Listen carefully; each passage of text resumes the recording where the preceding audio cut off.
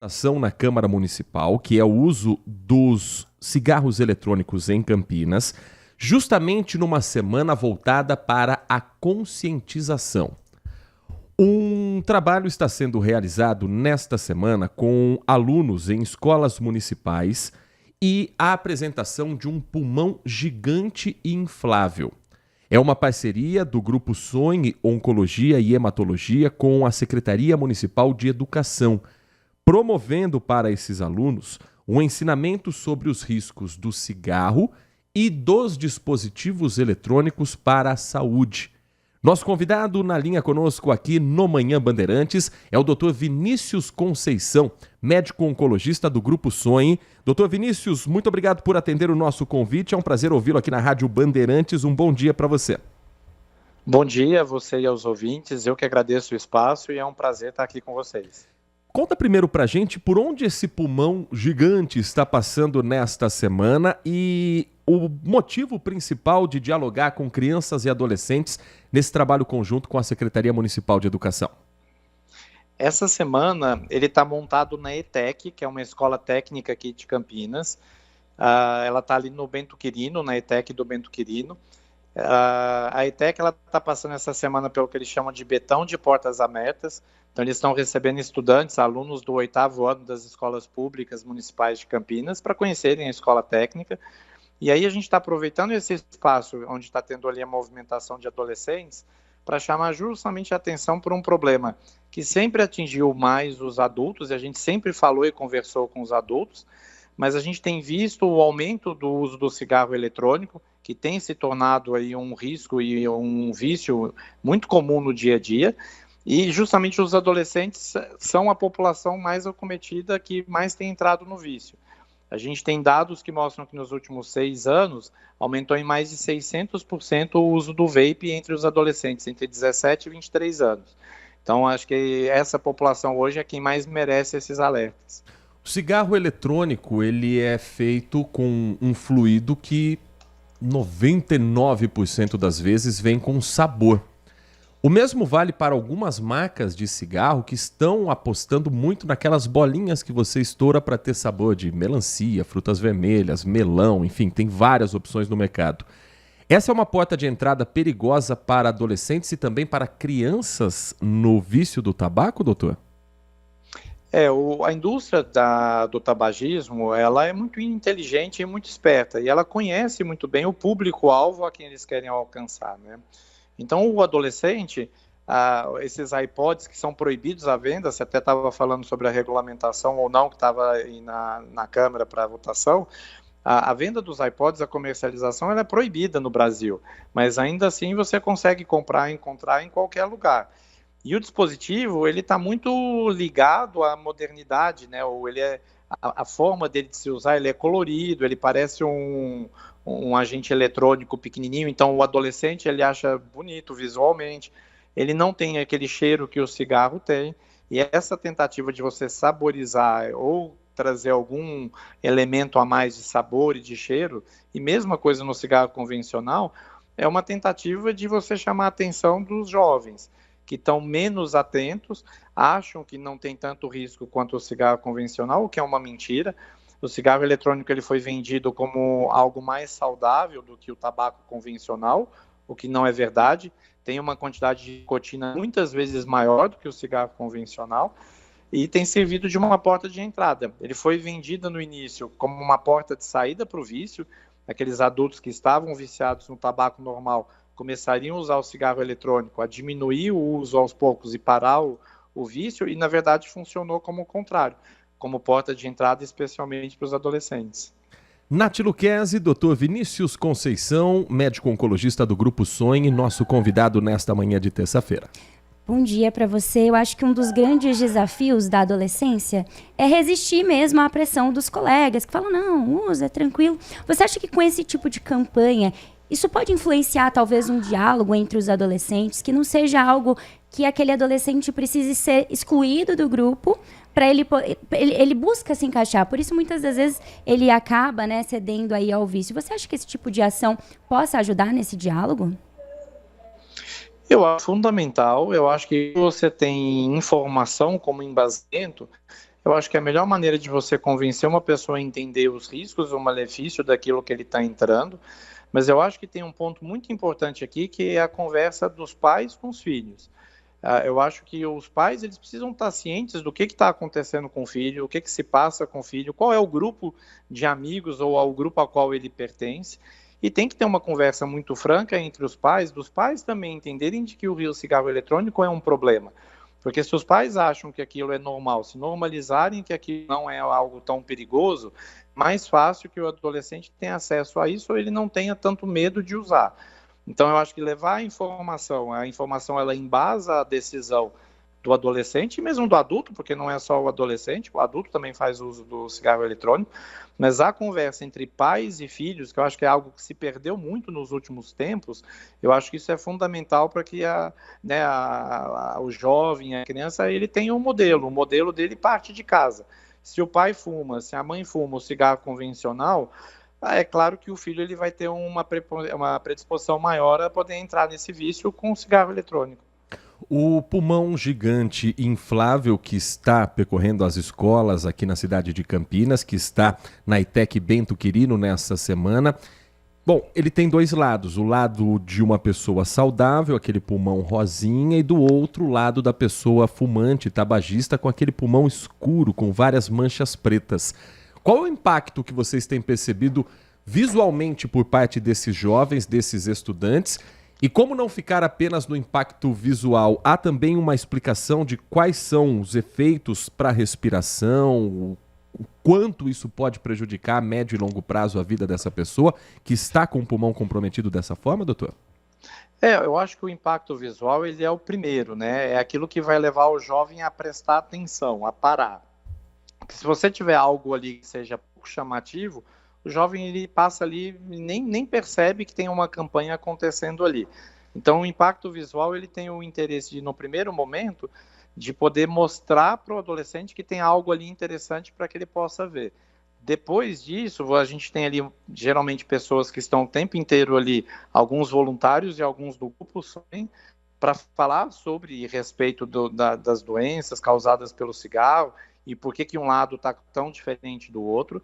E a gente tem também um folder que a gente entrega para os adolescentes ou para os adultos que passam por ali, explicando várias coisas relacionadas ao cigarro, a câncer de pulmão, a outros tipos de câncer. E tem um QR Code que qualquer adolescente, qualquer jovem pode ali abrir, tirar uma foto do QR Code, e esse QR Code ele vai levar ele para uma página onde ele vai conseguir ver e ter informações. Perfeito. Qual que é o impacto das redes sociais? A gente sabe que hoje os jovens estão intrinsecamente ligados às redes sociais. Qual que é o papel fundamental da rede social, tanto na parte maléfica, né, de trazer, que trouxe muitos vapes para a moda, e qual que é a parte boa, que esses jovens, tendo um impacto, podem chegar a impactar outros jovens por meio de uma rede social? A rede social ela é um local muito perigoso, né? Porque você não tem distinção do que é uma informação adequada e o que é uma informação falsa, o que é uma fake news. Isso se propaga de uma maneira sem controle, né? Então, o mais importante é, primeiro, de novo, é que os pais estejam de perto acompanhando os filhos, né? Especialmente os mais jovens. O pai ele precisa saber o que se passa na vida do filho, ele precisa saber qual é a página que o filho está entrando, qual é a comunidade ao qual o filho pertence. Né? Se o pai ele tem o controle não quer dizer proibir ou não, mas ele fazer parte da vida do filho e ele poder orientar qual é o caminho certo ou quais são os sites adequados, é o primeiro passo. Acho que a escola também tem uma função importante. A internet ela é um local de divulgação de informação. Então, se essa informação é uma informação adequada, é uma página, um site que tem como base ali um grupo médico, ou grupo de apoio, ou grupo de ajuda, ou grupo de ensino, vai trazer informações que são irrelevantes. Se é um site que, por exemplo, é patrocinado, às vezes não de maneira clara, mas tem algum alavancamento da indústria do próprio tabagismo, ou de outras coisas relacionadas, ele vai, e geralmente são mais chamativos, porque muitas vezes, de novo, isso que a gente está tentando fazer com o pulmão, de chamar a atenção visualmente, os sites que são visualmente atrativos, muitas vezes são aqueles que trazem informações ruins, então precisa ter um critério muito bom para definir qual é o melhor caminho. E eu acho que aí o papel da escola e da família ela é fundamental. o adolescente, principalmente o mais jovem, muitas vezes ele não tem maturidade para discernir aonde ele vai buscar a informação de maneira adequada ou não. Nós estamos conversando com o Dr. Vinícius Conceição, médico oncologista do Grupo Sonhe, falando sobre os riscos do tabagismo e dessa campanha da chamada Educar, Respirar e Viver, com um pulmão gigante inflável sendo levado às escolas aqui da cidade de Campinas.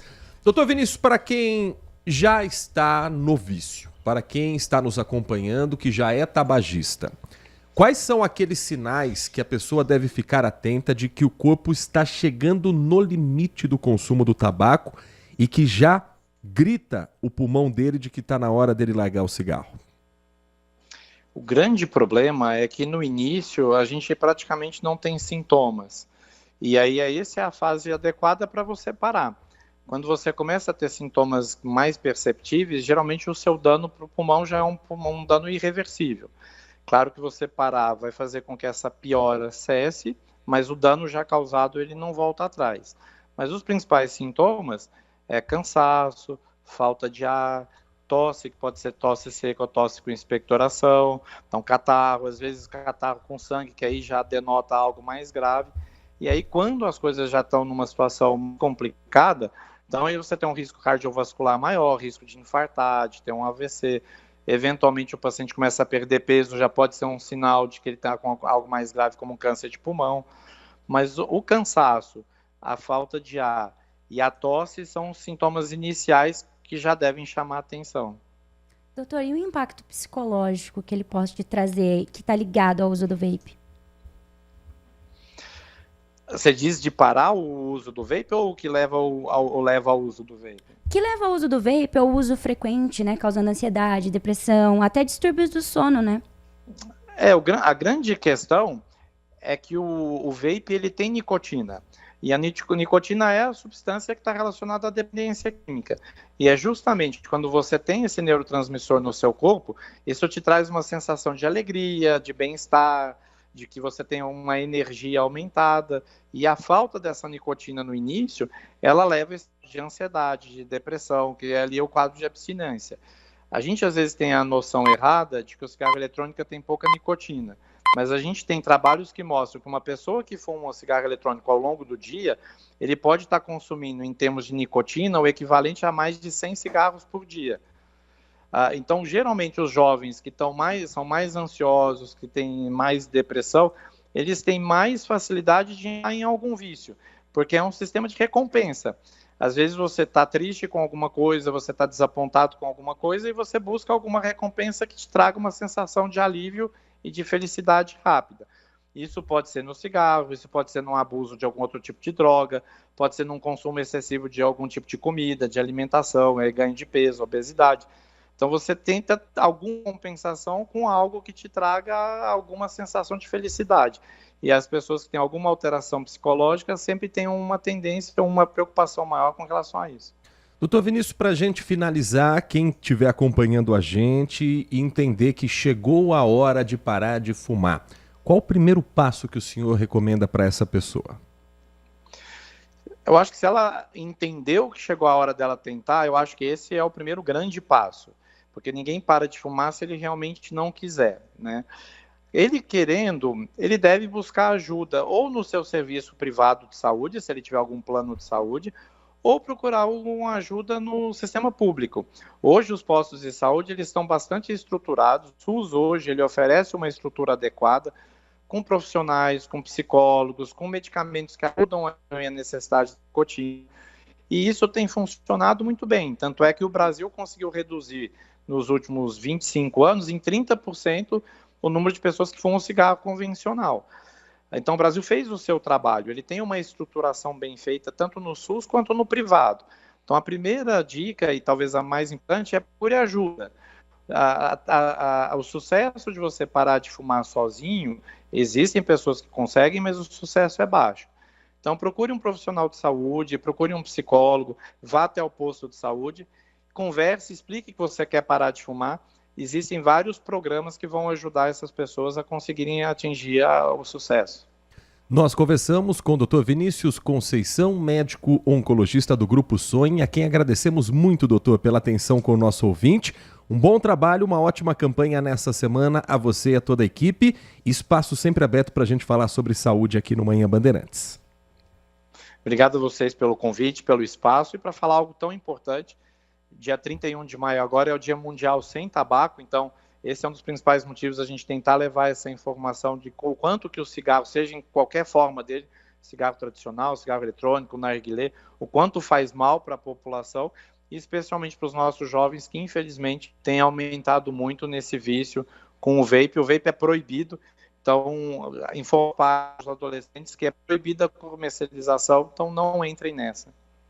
Muito obrigado, doutor Vinícius Conceição, conosco aqui nessa edição do Manhã Bandeirantes.